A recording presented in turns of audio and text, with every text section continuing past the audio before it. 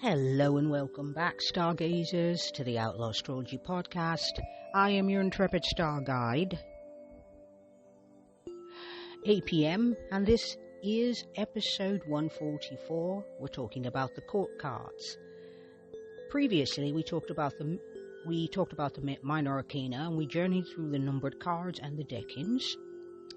And today we're going to talk about court cards. That is the queens, kings, knights, and pages. They are representations of elemental combinations in the zodiacal quadrants. So, housekeeping. This will be the Golden Dawn correspondence series before moving into more suit deep dives. So this will be it.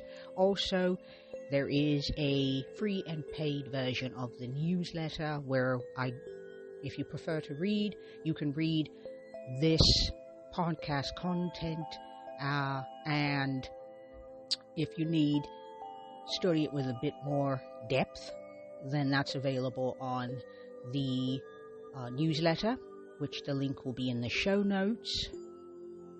And the podcast is just me currently, and we could definitely use with the assistance. So wherever you happen to be listening, do rate us and find 5 stars so other people can find us just as easily. And on social media, we are on YouTube, Instagram, and Pinterest. The Outlaw Astrology or Outlaw Astrology will be the handle you'll be looking for. Those links are also in the show notes. And now, onward. Okay, so court cards are usually challenging for most tarotists and tarot readers because they're complex. Sometimes they're read as personality, sometimes they exemplify traits. Depending on the system, the correspondences will alter. We are using Golden Dawn, and the reason why is because a lot of people use it, not because I personally agree with it or believe that it's the best system or that you should do it as well, merely because it is a starting point for understanding how they set up the system with the intention of setting up one's own. Okay, so we're looking at court cards as elemental personalities, and so court cards are combinations of 2 elements, the suits element and the court's rank element. So what we're going to do is break it down. Pages, knights, queens, and kings. So pages, we're going to start with pages are earth in the Golden Dawn system. Knights are fire or air, depending on the system. And queens are water, kings are fire. So in the Golden Dawn system, the knights are air energy. There will be variations. So some systems, as I've said, will give knights air. Princes and knights function differently, so it depends. You have to clarify what you're using. So, for example, in the Thoth system, otherwise known as Thoth, Thoth, it's pronounced Thoth or Thoth, depending on the system, the lineage.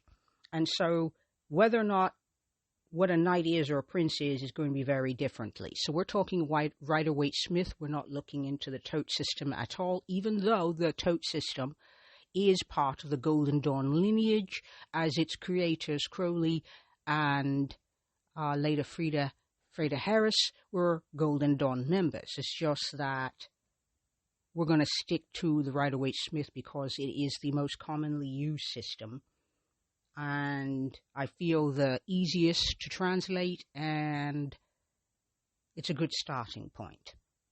Okay, so here's some examples. So Knight of Cups would be, if we're doing fire, would be fire of water, passionate, emotional action. Queen of Swords would be water of air, for example, meaning intuitive, intellectual depth. Now, if you've noticed that fire, now for me, I'm going to tell you my personal belief when it comes to the Golden Dawn system. I tend to attribute fire to the knights and air to the kings, because fire is all action. And when you're younger, and your brain is still developing, by the way, from the ages of 9 to 32 is called the adolescent phase in brain development. So, all the way to the age of 32, that's adolescence, from the age of 9. And so that's when you're proving yourself, looking for approval, you don't know yourself well enough to be able to make wiser choices. We're a bit more reactive during that time. And so that's why I think nights represent more of that youthful energy. They're not children as pages are. They are young people or becoming young people, becoming young adults. And so that'd be teen to young adult years. And so we get that fiery energy that wants to move, wants to react, wants to take action, etc. Okay, so when we're talking about elemental blends, we're looking to create a distinct personality archetype, and they're basically a way to move through the world. I find it helpful, whilst this is useful, I find it helpful to attribute a archetype, a character that I like. Say, for example, Wednesday Addams. I'd ask myself, what energy would I see her as? Well, she's very active. She's not innocent. She's not, I would not call her sweet. She's in action. She wants to know the truth, and she's willing to run that truth down, put herself in danger, and sometimes her friends and family as well in danger in the search for truth, to excavate it. She cannot tolerate hypocrisy, lies, or any of that. So what page would best speak to that? Because it's very fiery energy. She's not warm, okay? So that puts out water. She can get angry, but she's cool with her anger. So I'd call her a Knight of Swords energy, which is very, very fiery. So that's fire of air. And that is, when we're talking air, we're talking about the mental aspect of things. We're talking about fire of air.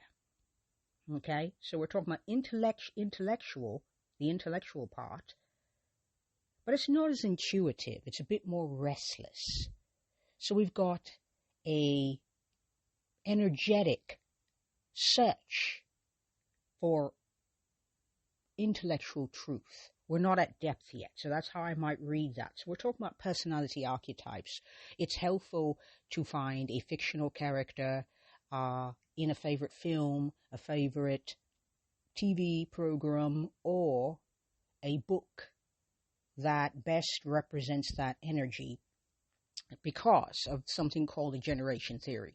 It's best if we generate information for ourselves whilst we're learning. So by doing this, you're generating your own information, and it allows you to internalize the information that more easily and recall it just as easily. So Knight of Swords, that would be Wednesday. She's a knight. She's not a queen. She doesn't have depth yet. She's not a king. She's not cool-headed enough. She is a risk-taker, like most of the knights happen to be. And that means that she doesn't always consider that she is mortal, that she is young, that she doesn't have all the answers. And in her search to get those answers is willing to, bop noses out of joint and upset people. And I'm not saying right, wrong, that's not the point. The point is that she's very fire of air. Intellectual curiosity, inquisitiveness, and a fiery drive to satiate that curiosity. And inquisitive and curiosity are not exactly the same thing. Curiosity is asking, why is the sky blue? Inquisitiveness is running down the information to back up why the sky is blue, for example. And that would exemplify Wednesday quite nicely. Now, court cards are also have connection to the zodiacal wheel. So, in the Golden Dawn system, each court card corresponds to a quadrant of the zodiac, and it spans across parts of these of consecutive signs, for example. So as we walk, let's try an example. So Knight of Wands rules about 20 degrees Scorpio to 20 degrees of Sagittarius. Queen of Pentacles rules 20 degrees of Sagittarius to 20 degrees of Capricorn. Now, I'm not going to focus on that too much because that part of the system is not used. I just note it here because it's interesting. So here's how I would break it down more simply as it was taught to me in the lineage that I understand and know that is also Golden Dawn. So when you break it down, the Knight of Wands is Queen, King, Page, Knight, as it's taught in that system. The king would be cardinal, the queen is fixed, and the knight is mutable. The page kind of floats around a bit, rather like the fool might, in that it exemplifies all of the energy of the sign. It's youthfulness, it is potential, it hasn't manifested anything. It's sweet, or it's fiery, or it's restless, what have you. So that's how I would do it. So the Knight of Wands would be Sagittarius. The Queen of Pentacles would be Taurus energy. And the King of Cups would be Cancerian energy, because that's the cardinal water sign. And let me make another example. The Queen of Wands King of Wands, would be Aries energy. Okay, so we're going to keep it simple. That's the way I prefer it. But yes, that system, I note it. It is something interesting to note, not necessarily something that needs to be used, because I like simplicity, I like efficiency, I like efficacy. I don't like overcomplicated things when something simple will do just nicely and creates the clarity that I seek. So let's clarify. It's like overlapping zones where cards share a zodiacal territory. That's typically how it operates, and it's reflecting a more fluid nature of personality and timing, because personalities, contrary to the belief of most lay people, are not fixed. They are fluid concepts. Some parts of the personality tend to be more fixed than others, but most of the time we actually are not the same person we think we are. We merely have continuity of memory, which creates the illusion, or makes us believe that continuity of memory is proof that we haven't changed, that we're the same person, and we're just not. And confirmation bias, as we look back, we confirm that whatever activities back there contribute to the present, and they do shape and form, but how is still very much up for debate.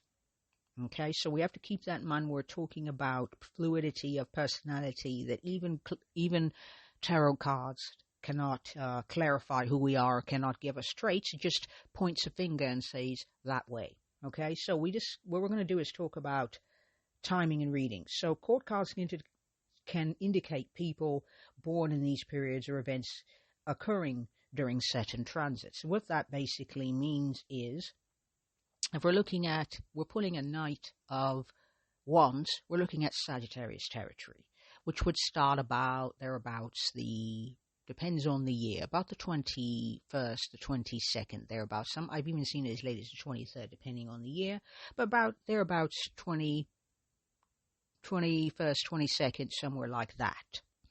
Okay? And going all the way to about the 20th through the 22nd, thereabouts in December. Starting in November to December, that's Sagittarius territory. And the Knight of Wands can be a card to meditate on, meaning you can put it on your altar if you have one, or close by where you can see it, because it reminds you of Sagittarius energy. Sagittarius energy tends to be broad-minded. It is optimistic. It is looking for the search, looking for truth. It's the search for truth, and in particular, their perspective, their perception of truth, because truth is fluid. It is slippery. It is not a fixed, absolute certainty. It changes based on context, timing, and whoever happens to be beholding it. So the Knight of Wands for Sagittarius season is an ideal looky-loo. Now, if we're having a transit, for example, and the moon happens to be a full moon in Sagittarius, and by the way, in 2026, there will be no full moon in Sagittarius at all. So if you'd like, pulling out the Knight of Wands card to reconnect you with that energy would be ideal, because, as I said, the full moon in Sag usually happens thereabouts in June, thereabouts during Gemini season, but it will not be happening in 2026. So it's an ideal time to pull out the Knight of Wands card and familiarize yourself with that questioning and questing energy of Sagittarius. So that's how you could use the cards. If you know the sign that you're in, say the sun sign is in Aries, you're going to be looking at the King of Wands. Or if we're doing, if you want to look at the minors, you'd be looking at the first 3, 2, 3, and 4. That's Aries energy. And if Mars is, say, in a transit, so that's a way of connecting. The cards allow you to follow transits, for example. Or if you do secondary progressions or annual projections, you could use a court card, you can use any of the tarot cards to allow you to meditate, to reflect on that season so that you can start setting intentions. And in Sagittarius season, for example, you'd be questioning, what is the truth? How do I define the truth? How do I know when I experience the truth? What cultural limitations are on truth? Who decides what the truth is? And who doesn't get a chance to make that determination? So those are very Sagittarian questions. Jupiter is the ruling planet there, and the 9th house is orthodoxy, meaning systems. It's the time to question what you believe as well. Okay, so let's move on. We are going to go more into transits and cards with transits in a future episode. This is merely an overview to give you a taste of what's coming and to give you an understanding of how you might want to start using the cards. So, reading court cards, people, energies, and timing. So, there are 3 primary ways to do this. As actual people, which would be a signifier, say you've got a friend that says, I'm in trouble, I'm having relationship issues, you would then identify, say, for example, they're a sun in Taurus. You might pull the court card, the Queen of Pentacles, as a signifier to help your friend, hypothetical friend, better understand what's going on. And the energies and approaches to adopt and timing indicators. So, let's say sun in Taurus, and the relationship is all very watery. They believe, the hypothetical here is that twin souls belief. They're twin flames, but everything is very complicated and has gotten a bit more unsure, confused, and vague.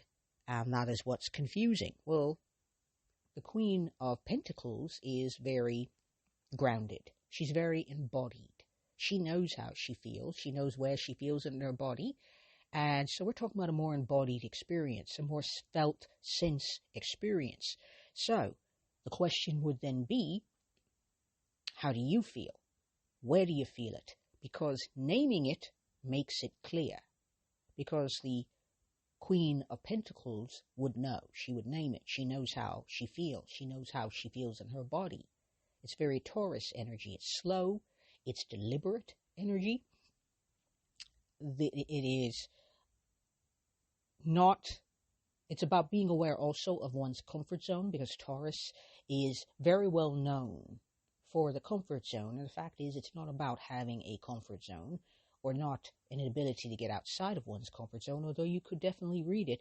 It is, what do I define as my comfort zone? Where am I comfortable and where am I uncomfortable? And the traits that one might seek would be a grounded, a more practical approach. If everything, for example, as per our example, our hypothetical example, which is all very vague, it'd be naming things. It'd be pinning things down. It'd be very practical. Okay, what do I feel about this person? What do I want to get out of this relationship? How do I feel in this relationship? Is it satisfying me? Is it emotionally satisfying? Is it physically satisfying? Does it provide pleasure? Because Venus is the planet that rules the sign of the Earth, fixed Earth sign of Taurus, which the Queen of Pentacles represents. And so, does it provide delight, joy, pleasure, which are all Venusian themes aligned with Taurus? And so that might be a starting point to getting more understanding for our hypothetical querent, the friend who's in a vague, confused relationship. And so you might see the Queen as earth of water. So grounded, embodied, intuitive sense. Okay? So that's how we might read that. Now, as a timing indicator, depends on when. Let's say that not only is the sun, this is a person with, we got the sun here, someone in Taurus sun, but the moon happens to be transiting in Taurus. Okay. If it is a new moon in Taurus, let's just say it is for the sake of ease and simplicity, okay, one can set up an altar, one can start small steps, at least on your part, on the querent's part, meaning the hypothetical querent's part, to better understand what they're looking for. Because if they know who they are and they know what they're looking for, they now know what they can do. What is necessary here is clarity, grounded, practical, slow and deliberate clarity. And since this is Taurus energy, it's going to be slow. It's going to be deliberate. Do not expect immediate, fast, snap, snap, snap answers. And that is a way of moving in that direction, small step by small step. Okay?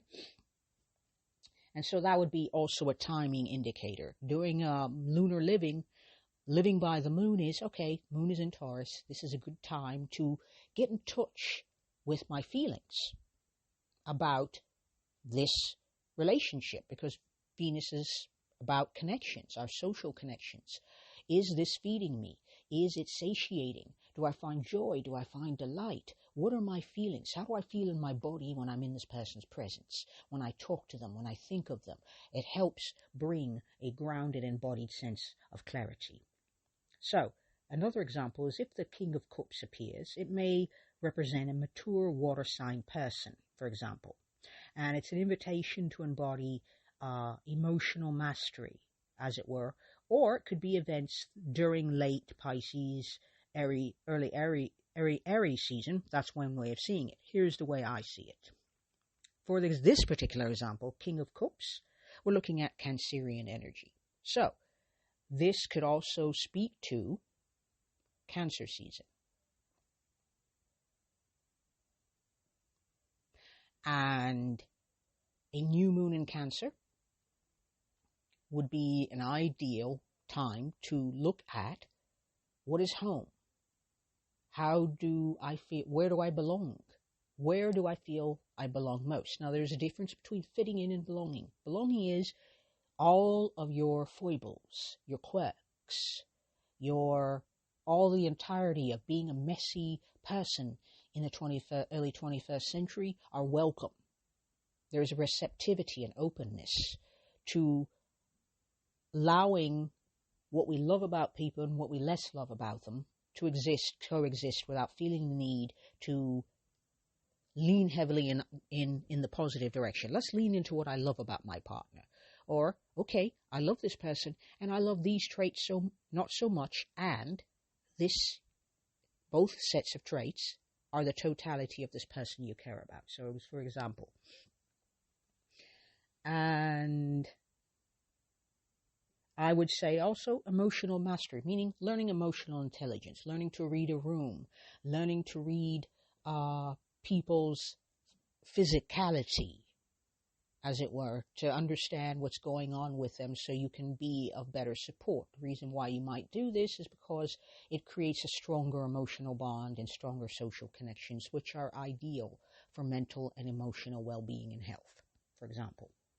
Now, to go back to the previous example, the Queen of Pentacles, we would be looking at Taurus season.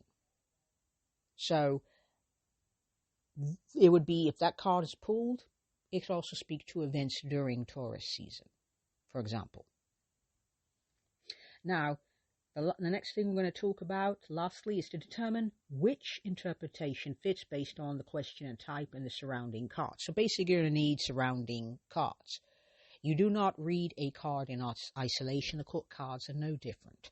So let's say we've got the King of Cups, and surrounding the King of Cups is a whole lot of air. We've got most of the cards are in the early part of the sword suit. So, for example, we've got, imagine a diamond with a card above, a card to the left, a card to the right, a card to the bottom. In dead center, we've got our Queen of Pentacles. And Queen of Pentacles is surrounded by, up top, we've got what we think about the situation, below what we feel about the situation, the card below the Queen of Pentacles. To the left, what past indicated, past catalyst events that precipitated, that might have promoted this type of energy that leads us to the Queen of Cups, which is the present. And the card to the right would be, so we got two up top, 3 at the bottom, 4 on the left and 5 on the right. And this is all swords. So, surrounded by all of this energy, all air, and we've got water of earth. So we got an intuitive and embodied. Up above, we got the 2 of Wands. There's conflict, mental conflict. There is confusion. And let's say we're talking about that same person, hypothetically, who is trying to make sense of a confusing relationship where the boundaries and everything is vague. They don't seem to know, no one seems to know where they're going, what they're doing. There's conflict, because the 2 of Swords is a card of conflict. And then if we look at the card below, what do we feel? 3 of Swords is disappointment. You know, this isn't nailed down as we'd hoped. We're not moving in a linear trajectory which feels certain and comfortable. There's too much unknowns and too much uncertainty. Then we look at the card to the left, which would be past influences.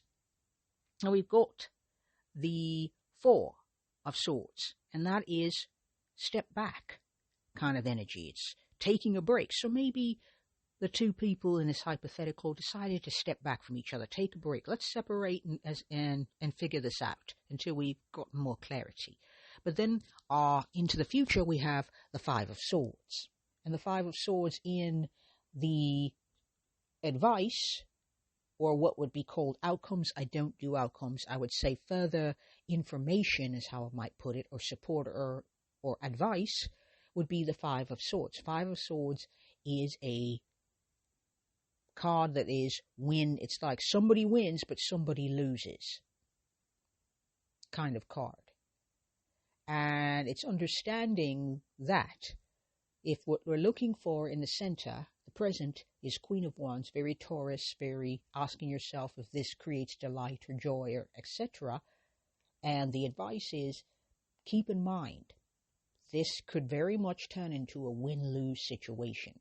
We're not going to be able to get all that we want, and the other person is not going to get all that they want. And so the whole point is, when I see that, I interpret that as, it's best to be realistic. Okay? You've taken a break, future advice, it's best to be realistic. And to be aware of the fact that it is possible that this confusion, this vagueness, is being underpinned by a sense of keeping things vague and keeping things confusing as a way of avoiding clarity. Because if you avoid clarity, the confusion, you don't have to make a choice. And so someone's going to win in this situation and someone's going to lose. And this card also suggests that something's not on the up and up. Okay, so that's how I might interpret that. And so what we're doing here is asking if that interpretation fits based on the question type. Here's the thing. Question matters. And if you ask yes or no questions, that's fine too. But the question, depending on how well it's asked or phrased, and the surrounding cards, will have a lot to do with the interpretation. Now, this is not about interpretation. It's just merely me giving an example to illustrate so that there is greater understanding. So, I encourage experimentation. Track when court cards appear in your readings and note what unfolds. Because you want to build your own empirical understanding of the cards, your own empirical comprehension. You do not want to take anyone's word for it and including mine. You need your own lived experience, and to strengthen your skill set, you're going to need to experiment, and that includes making mistakes. And mistakes are welcome. We want those because now we're learning. Okay? Alrighty, so what we're going to do right now is a key takeaway. And here it is. So, court cards are elemental alchemies. They are zodiacal bridges. They represent complex personalities. They are energetic approaches and specific timing windows within the astrological year. They are merely pointing fingers. They are not destinies. They are not fated. None of that is the truth. We make the choices. We make the decisions. Okay? And here's something, an invitation. So draw a court card to explore both its elemental blend and its zodiacal quadrants. So you want maybe journal about what this energy, how it shows up in your life and the lives of people you know, is what I consider to be helpful. Okay, so we're going to do some deep dives next episode, starting with the suit of wands, which is fire, and we're going to explore the full narrative arc from ace through the 10 plus any court cards should I desire to do that. Thank you very much for completing this foundational series and listening in, and feel free to share any insights or questions. I'd say note any insights or questions as you go along with your experimentation, and I thank you very much for supporting the podcast. And this is being recorded at the last day of 2025, so Happy New Year, and see you in the new year. Peace and astro magic star people.